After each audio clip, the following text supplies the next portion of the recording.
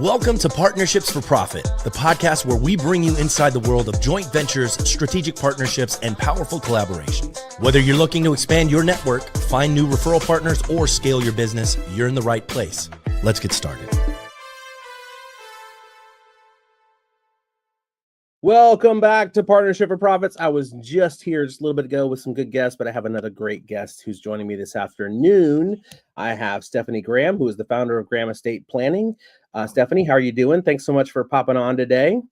I'm doing great. Thank you for having me today. Absolutely. I was telling you before we came on, I'm always happy to talk to someone who is in my neck of the woods. I don't get to talk to people who are in the Atlanta area very often, and we're both in the metro Atlanta area. So you're in Atlanta. I'm in the metro area, but when you're from here, it all kind of ties together. It's still Atlanta.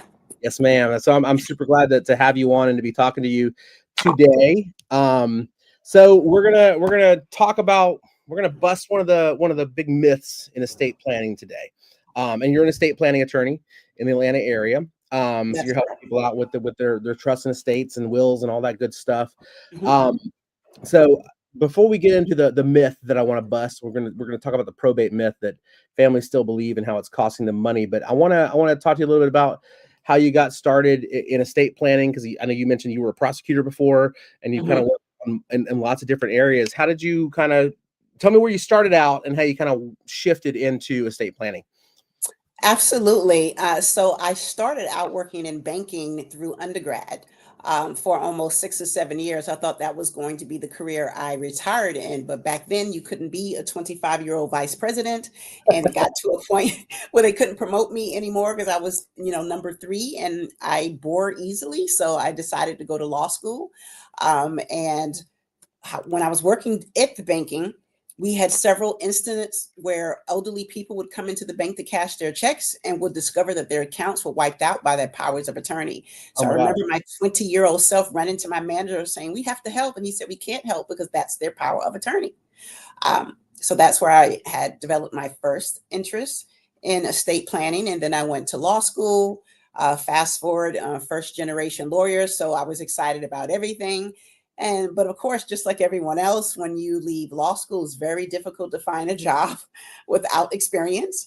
And so prosecuting is one of the few jobs that you can take on without experience. So I was a prosecutor for 3.5 years in Bronx, New York. And I was concerned about being pigeonholed. In addition to it was my turn to have the murder pager, and I said, "I'm not doing that." So, like the pager letting you know, like, hey, there's a pager. Yes, a prosecutor always has to go out to the scene of a murder. Don't ask me why, to make sure the body wasn't moved. I don't know, and I said, "I'm not doing that." So I went to a private firm,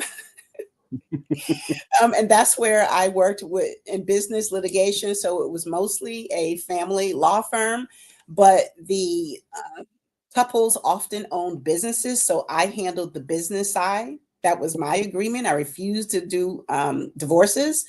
And then after some personal life experiences, I packed up and left. But during that time, I believe I was in my second year with the private firm when a dear friend of the family passed away.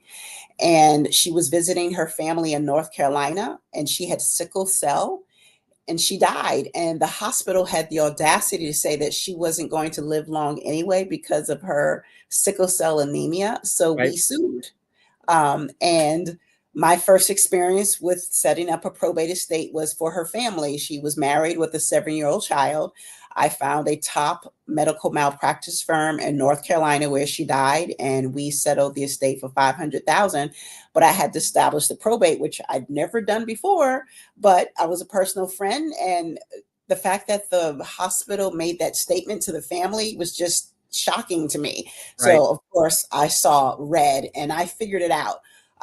So we set up the probate estate. We set up a trust for the child to go to college.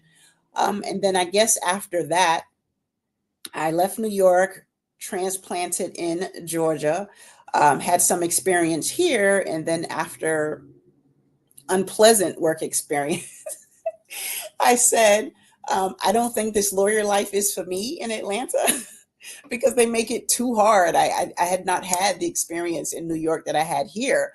And somebody said to me out of the blue, well, why did you attend law school in the first place? And I said, aha. I went to law school for estate planning. It's just that, life happens. Yeah. 20 years passed, I got married, I got divorced, I became a mom. And now I was looking for something with meaning that, touched me more personally. And then in that last job, my grandmother passed away. And though my family doesn't want to admit that it affected our family tremendously, because we knew my grandmother was ill. But she had 5 surviving daughters when she passed away and 1 son. And so you had 6 different opinions. No one would talk about the plans. One person handled a lot of the caretaking. One person handled the money. And in the end, we haven't had our Thanksgiving together since. Oh man, I'm so sorry to hear that. Yes. And that's what I try to prevent from families. Right. I was going to say that makes sense to be in that area of law to kind of help people prevent that from happening to them. So that's great. So you're not originally from Georgia. You were originally from New York. Yes. And so you moved. What made Georgia the place where you wound up? Why did you decide to come down to Atlanta? It's silly. So I grew up partly in South Carolina. My family roots are South Carolina. My mother lives there now. She was born and raised there, as well as my father. So I kind of went the indirect route from New York to South Carolina. Okay. While going through my divorce, and stayed there for 2 years. But after 2 years, even though I think it's a great place to start a business, it was very different 20 years ago. And I felt like I stood out like a sore thumb. And I said, I can't stay here. I said, I can't stay here. I felt like I would end up in jail if I stayed in South Carolina. It was just very different back then. And so, Atlanta has this beautiful skyline. And I just fell in love with the skyline. And when I moved here, I only knew Buckhead and Cumming. And I chose Buckhead. And I stayed in Buckhead for about 2 years. And then as my daughter grew, I decided Buckhead was not a great place to raise really little kids when you want to walk the streets. Yeah. So we moved out to Sandy Springs. Okay, cool. Yeah, so we've been in Sandy Springs all this time. And I recently moved my office to Buckhead basically 10 months ago. Okay, so you just relocated. Very cool. Yes. Well, that's great. I love I'm sorry that there were, some of the circumstances that kind of led you back to estate planning. They're not, but I am glad to hear that you did kind of find the path and got to where you intended to be. Love that journey. So that's fantastic. And so how long have you had the firm? 8 years. 8 years. Okay. That's great. All in Atlanta. That's fantastic. So okay. So now we got the background. Let's get into this myth that we want to cover, the probate myth that families still believe and how it costs them. What is that number one? Before we get to that, explain to listeners out there who may not know, I'm uneducated on this fact, and I need to be educated on this because I have parents who are in their mid-70s, and these are things, these are conversations we started to have. We haven't really gotten deep into it, but I don't know that they have things in place, but my brother and I, we aren't privy to everything. What is probate court when it comes to estate planning? What does it mean when a will goes into probate or a trust goes into probate? What does that mean? Absolutely. It's a very good question. What it means primarily, even without a will, I'll start with that, is probate is the mechanism you have to go through to transfer the assets of a person who has passed away to the people who have survived. That is the main probate. And I'm still surprised at the number of people who are not aware of that, because they continue to pay taxes and what have you for dead people with no understanding that they don't actually own that asset because they didn't go to probate court. If you have planning in place, which would be a will, you would be able to file that will in probate court in order to be appointed as the executor of the estate. However, what people don't realize is even with a will, your family members, the family members of the decedent, have a right to object. So imagine you pay money to meet your own attorney, you retain an attorney, you sign an agreement, and you obtain a will, and your will is filed when you pass away, and your family can actually say, no, I don't like what they state in their will, or I don't believe that they cut me out of the will, or I don't believe that's what they put in their will, and they can object. And so that's the will side. And then the trust side is you can skip probate court altogether. so that people do not have the opportunity to object. So it's, I don't want to say it's crazy, but it's fascinating. I hate to say I love probate, but no two cases are alike. Right. And we attempt to educate people, but that's primarily what probate is. You don't own that asset until you go through probate court. Even if it's your parents, if it's your children, if it's your kids, if there is no joint ownership and no beneficiary, you must go through probate court to gain control of that asset. And the court is who decides they basically make the decision for the family. Is that what happens there? Pretty much every state has statutory rules for intestacy, and intestacy is what happens when you die without a will. So they have I guess, a line of descent. For instance, in Georgia, if you are single, but your parents are still alive, your parents are automatically going to inherit. But if you don't want your parents to inherit, then you need to put a writing in place to circumvent that. Okay, so so the myth, what's the big probate myth that families are still believing, and what does it cost them? Did we cover that, or is it something different? No, I think in the 8 years that I've been practicing solely, I believe the myth is that they think it's a piece of cake, and it is not. It is not. I think because they see pieces of paper, and they just have to fill out the pieces of paper, and it's a piece of cake. Well, I've had people who filled out their pieces of paper, and 2 years later, they're still trying to be appointed as the administrator of the estate because they didn't know how to complete that piece of paper. And then as those assets sit and accumulate, if you don't get it done within 4 years, those assets go to the Department of Education. And then you have to jump over another hurdle to try to get that money back. And it will cost you. So the lesson there is you've got to hire an attorney. You need an attorney if you get this stuff in place. Absolutely. Hire an attorney, especially for probate court. So why do you think people have that? What's the reason for this misconception that, it's just an easy thing, sign the paper, and why has it lasted so long? And is it misinformation? Is it fear, lack of education? What's preventing people from knowing that these are the things that they need to do? I think it's a little bit of everything, Will. I think this particular area of estate planning, a lot of attorneys don't actually talk about it.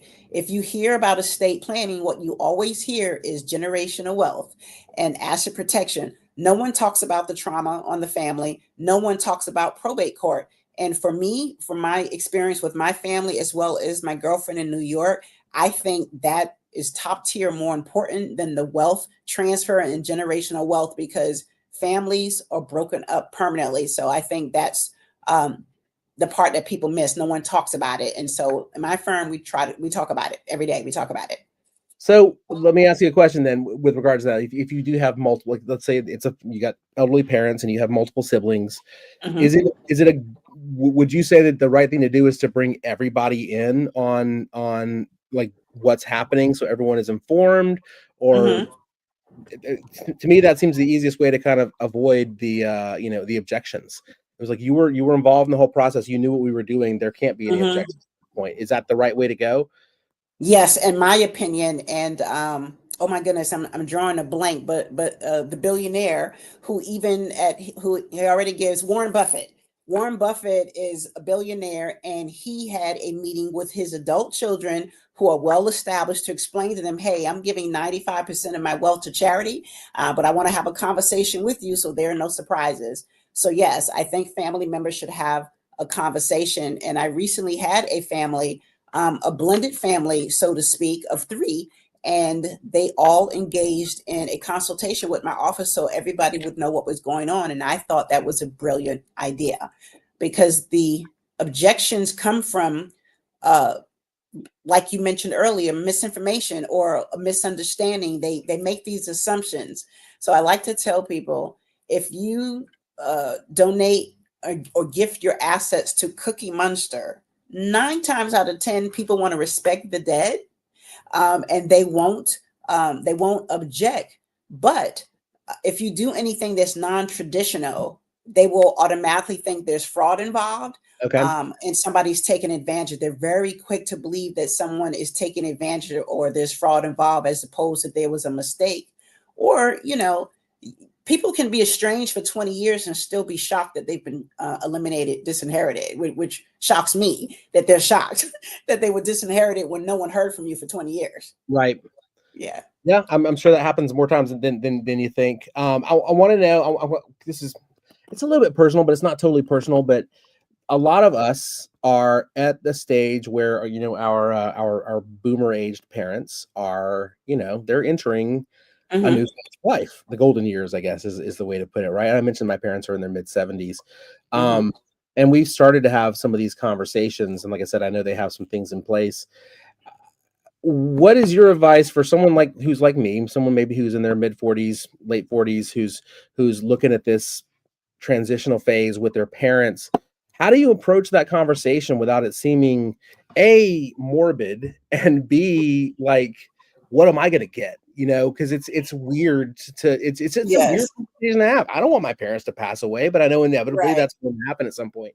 So how do you approach that conversation? What's your advice for approaching that? Is it better to just kind of like, let's start off with an attorney who can lead that conversation, or do you just kind of start it? It's a really good question. And no, I wouldn't start with an attorney because especially the baby boomer generation, they're very defensive when you try to talk to them about certain things, number one. And people don't like lawyers in general anyway. I mean, I'm an amazing lawyer. People always shocked because I'm so transparent. But no, I find that the best way is to make it about you. Don't approach your parents and say, hey, mom and dad, what are you going to do about your assets, or what should we do when your time comes?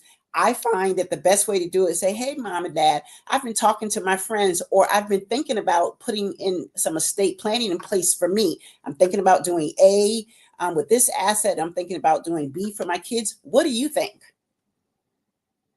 Okay, I like the way it kind of flip the script a little bit. What do you think I should do? Or you could even say, what have you guys done? Do you think I should do the same thing? That's a great way to put it. Hmm. It's just a weird conversation to have, right? Like, hey mom, hey dad, you Hmm. guys are 75 years old.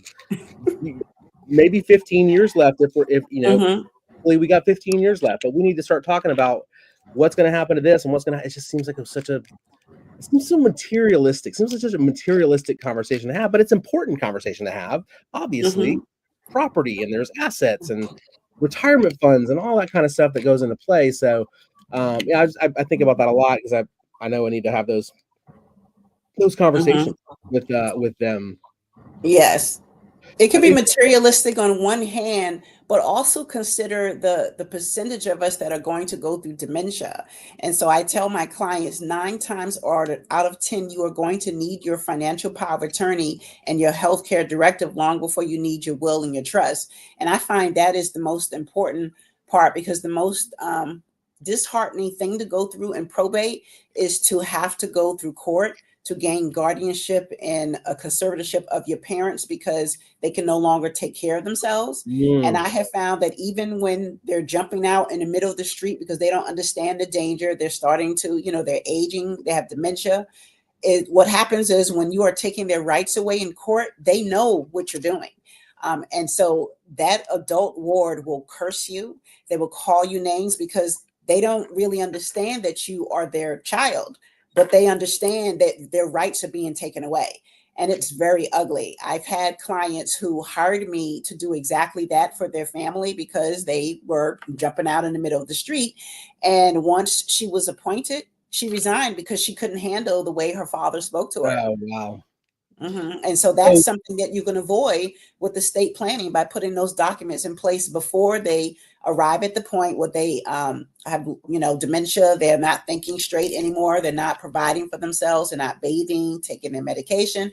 But right. if you have a healthcare directive and power of attorney in place for them, you can make those decisions for them. When do you think is the right age to start having those conversations with your parents? Is there a right age? Is it never too early to start having those conversations?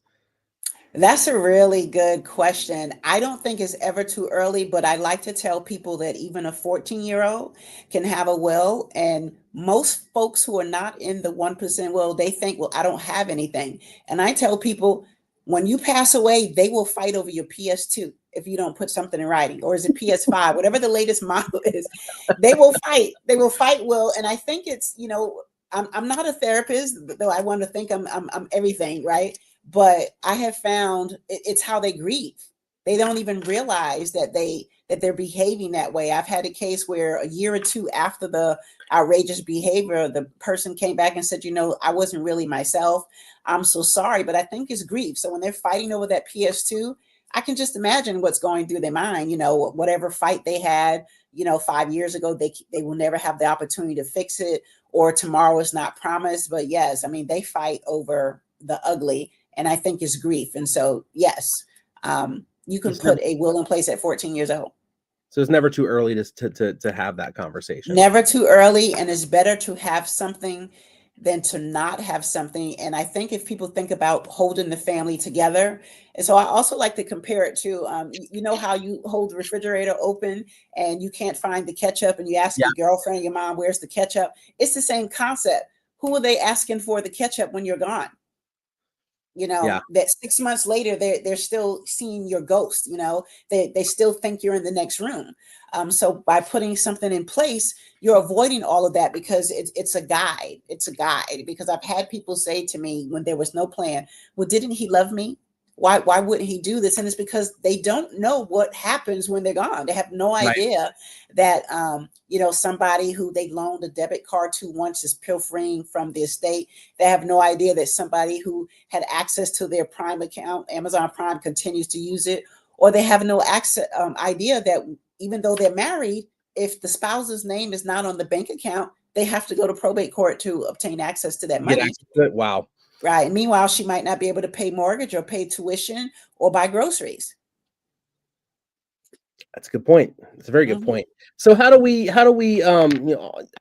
this is all information that everybody needs to know, but I know that because I know that not everybody is thinking about this stuff. How do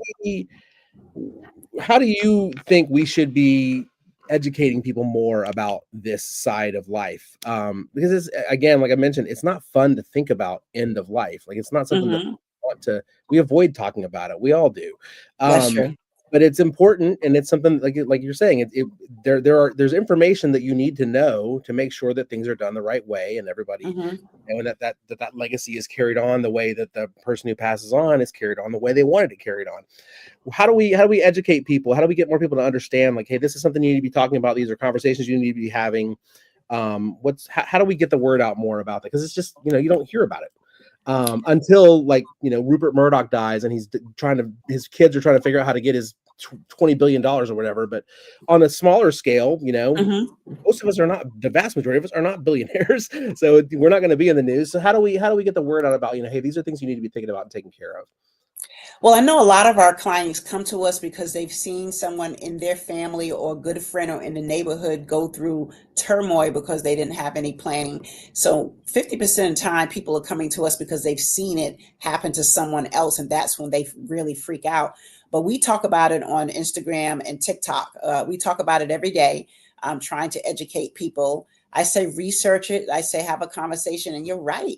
It is a very difficult conversation because especially in my culture, people think if you talk about death, you're going to die.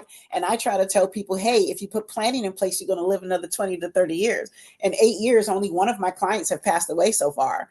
And he was sick when he retained us. And so it's just, it's a state of mind. It's a state of mind. Think about the worst thing that could happen to your family when you're gone, especially if you are the head of household and you are the breadwinner, or the girlfriend or boyfriend who lives with you in the property that you own, because the first thing that happens in that case, Will, is that they're evicted. Their family members come and evict them immediately, regardless of they're married, so they're not technically part of the family. Okay. Yes. Yeah. So I say research it. You can find things on Google, go to the internet, what happens when I die? What should I do with my assets? And then have a conversation with a qualified attorney. Having a conversation with an attorney will cost you anywhere from $250 an hour to $400. But that $400 can save you $40,000 in probate court. And so people should really be proactive and not just think, why should I care? Because I'll be gone. And that concept is, well, why get up and go to work every day? Why are you putting money in this investment account? Why are you depositing money in 401? You're not going to live long enough to spend all your money. So what's your end goal? What's your end goal? So I say, do the research and have the conversation. And I think frankly, Thanksgiving is a perfect time to have the conversation, because that's the one time in the year that the family literally is sitting around the whole table for dinner. I mean, I know Christmas kind of, but Christmas is, it's different. It's Thanksgiving different. and Christmas is a little different. And I always recommend Thanksgiving. Now I'm thinking about the conversation I'm going to have this year at Thanksgiving with my. But I think, yes, like I said, say, hey, Mom, I spoke to an attorney, or I was reading an article the other. Did you guys see what about I'm going to say, I was speaking with Stephanie Graham. Yes, there you go. He's an estate Blame planning it on me. Atlanta.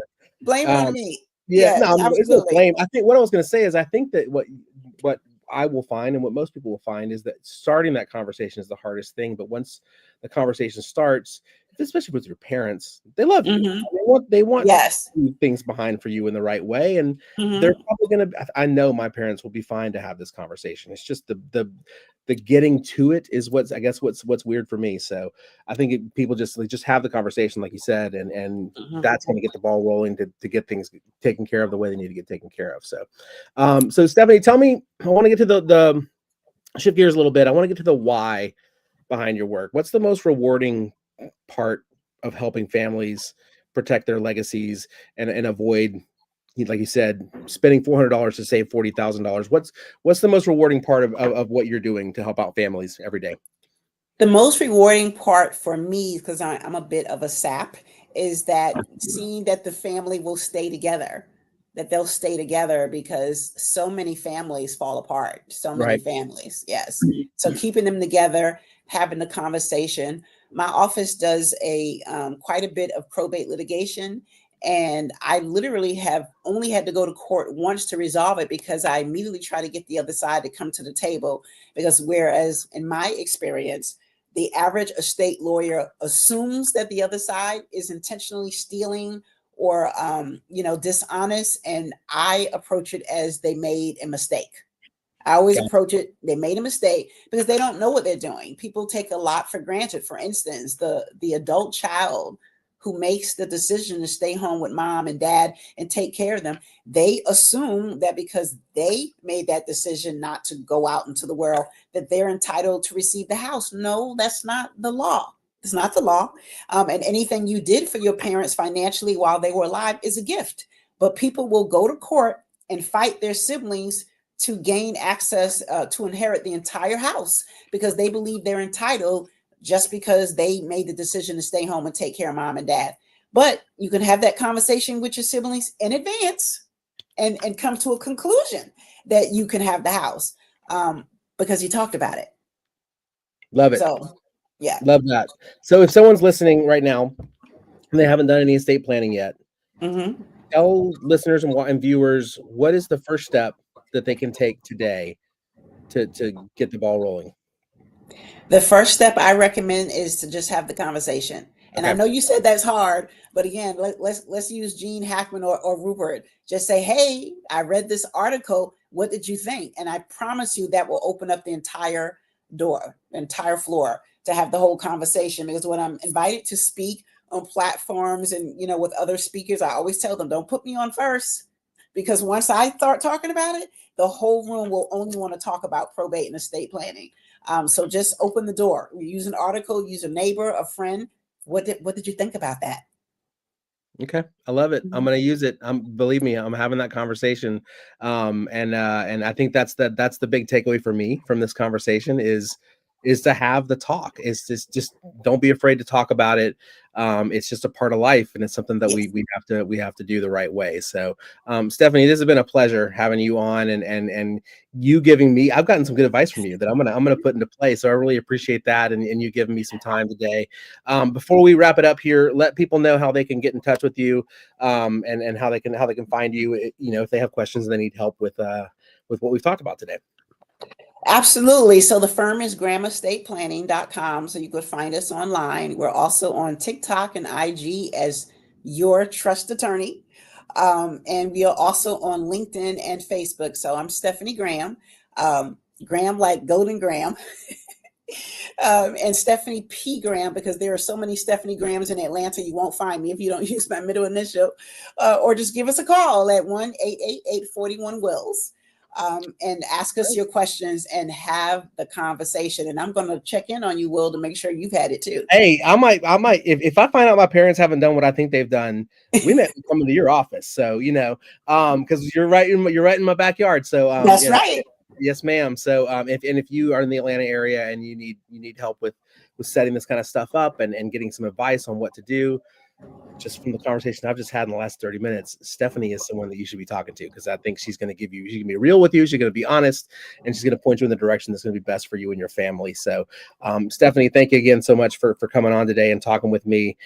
Those of you who are watching the live stream out there, we appreciate you guys tuning in. If you are listening or watching after the fact on YouTube or Spotify or Apple, wherever you get your podcasts, we appreciate you guys as well. And we even appreciate even more the likes and the thumbs and the stars and all that stuff that helps us get the word out about our show and the people that we're talking to more people. So please make sure that you do that.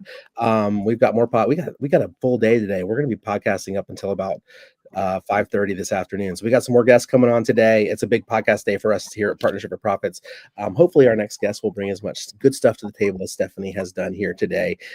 Stephanie Graham, thank you again so much for Stephanie P. Graham. Thank you for coming on today and talking with me. And I'll let you know how that conversation goes. Thank you, Will. It's been a pleasure. Thank you for having me. It was fun. Absolutely. And we'll see you guys soon on the next episode. Take care. Thanks for joining us on this episode of Partnerships for Profit. We hope you've gained valuable insights on how to form profitable partnerships and take your business to the next level. Be sure to subscribe and leave us a review wherever you listen to podcasts so you never miss an episode. Got a partnership story to share or someone you'd like to see featured on the show? Reach out to us. Until next time, keep building those partnerships for profit.